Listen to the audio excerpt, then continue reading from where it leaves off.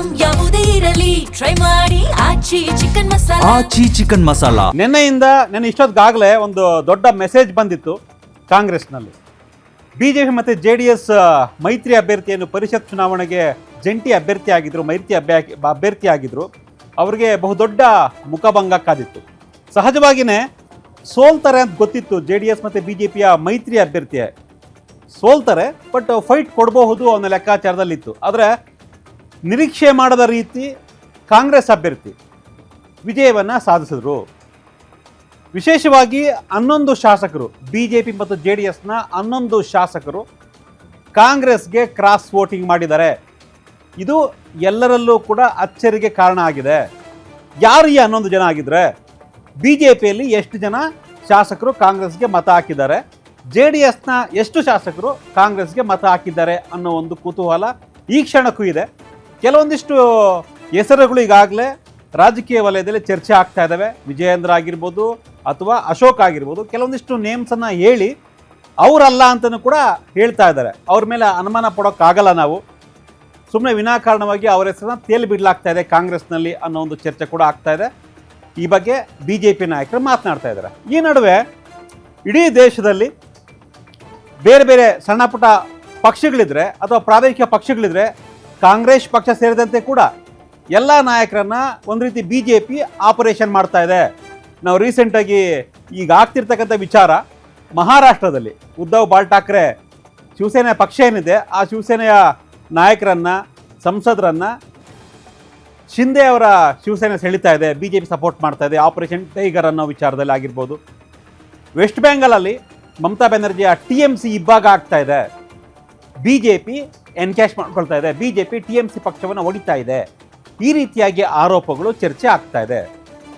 ಇಡೀ ದೇಶದಲ್ಲಿ ಸಣ್ಣ ಪುಟ್ಟ ಪಕ್ಷಗಳನ್ನು BJP ವಿಲೀನ ಮಾಡ್ಕೊಳ್ತಾ ಇದೆ, ಸಣ್ಣ ಪಕ್ಷದಲ್ಲಿ ಆಪರೇಷನ್ ಮಾಡ್ತಾ ಇದೆ ಅನ್ನೋ ಒಂದು ಲೆಕ್ಕಾಚಾರ ಇದ್ದರೆ, ಕರ್ನಾಟಕದಲ್ಲಿ ಅದೇ BJPಯನ್ನು ಆಪರೇಷನ್ ಮಾಡಿದ್ದಾರೆ DK ಶಿವಕುಮಾರ್. ಈ ಮುಖಾಂತರ ಡೈರೆಕ್ಟ್ ಆಗಿನೇ ಪ್ರಧಾನಿ ನರೇಂದ್ರ ಮೋದಿ, ಕೇಂದ್ರ ಗೃಹ ಸಚಿವ ಅಮಿತ್ ಶಾ ಇಬ್ಬರಿಗೂ ಕೂಡ ಡೈರೆಕ್ಟ್ ಆಗಿನೇ ಶಾಕ್ ಕೊಟ್ಟಿದ್ದಾರೆ DK ಶಿವಕುಮಾರ್. ಕರ್ನಾಟಕದಲ್ಲಿ ಬೇರೆ ನಾಯಕರ ಆಟ ನಡೆಯಲ್ಲ, BJPಯವರ ಆಟ ನಡೆಯಲ್ಲ. ಕರ್ನಾಟಕದಲ್ಲಿ ಏನಿದ್ರು ನಂದೇ ಆಟ, ಕರ್ನಾಟಕಕ್ಕೆ ನಾನೇ ಕಿಂಗ್ ಅನ್ನೋದನ್ನು DK ಶಿವಕುಮಾರ್ CM ಆದ ಫಸ್ಟ್ ಅಗ್ನಿ ಪರೀಕ್ಷೆಯಲ್ಲೇ ಡೈರೆಕ್ಟ್ ಆಗಿನೇ ಮೆಸೇಜ್ ಕೊಟ್ಟಿದ್ದಾರೆ BJP ನಾಯಕರಿಗೆ. ಸೊ ರಾಜ್ಯ BJP ನಾಯಕರು ಏನಾಗ್ತಾರೆ, JDSನ ಪ್ಲಾನ್ ಏನು? ಸೊ 2028ರ ವಿಧಾನಸಭಾ ಚುನಾವಣೆಗೆ ಈ ರೀತಿಯ ಒಂದು ಪ್ಲಾನ್ DK ಶಿವಕುಮಾರ್ ಇನ್ನೆಷ್ಟರ ಮಟ್ಟಿಗೆ ತಾನು ಚುನಾವಣೆಯ ಚಾಣಕ್ಯ ಅನ್ನೋದನ್ನು ಮತ್ತೆ ಕಾಂಗ್ರೆಸ್ಗೂ ಪ್ರೂವ್ ಮಾಡ್ತಾ ಇದ್ದಾರೆ, BJPಗೂ ಕೂಡ ಪ್ರೂವ್ ಮಾಡ್ತಾ ಇದ್ದಾರೆ. ಸೊ ಏನಾಗಬಹುದು ಆಗಿದ್ರೆ? DK ಶಿವಕುಮಾರ್ 2028ಕ್ಕೆ ತಮ್ಮ ಸ್ಥಾನವನ್ನು ಭದ್ರ ಮಾಡ್ಕೊಳ್ತಾ ಇದ್ದಾರಾ? ಸೊ ಇದ್ರ ಬಗ್ಗೆ ಇವತ್ತಿನ ಪೊಲಿಟಿಕಲ್ ಕಾರ್ನರ್ನಲ್ಲಿ ಮಾತನಾಡೋಣ. ಅದಕ್ಕೆ ಮುನ್ನ ಈ ಒಂದು ವಿಚಾರವಾಗಿ ಒಂದು ಬ್ರೇಕಿಂಗ್ ನ್ಯೂಸ್ ಇದೆ.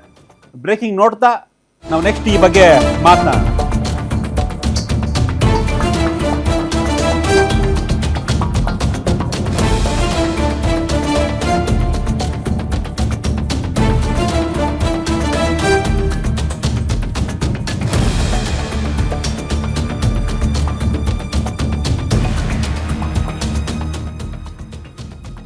ಎಸ್, ಸಹಜವಾಗಿಯೇ ಎಲ್ರಿಗೂ ಗೊತ್ತಾಗಿದೆ, ಕಾಂಗ್ರೆಸ್ 5 ವಿಧಾನ ಪರಿಷತ್ ಅಭ್ಯರ್ಥಿಗಳನ್ನು ಗೆಲ್ಲಿಸ್ಕೊಂಡು ಬಂದಿದೆ.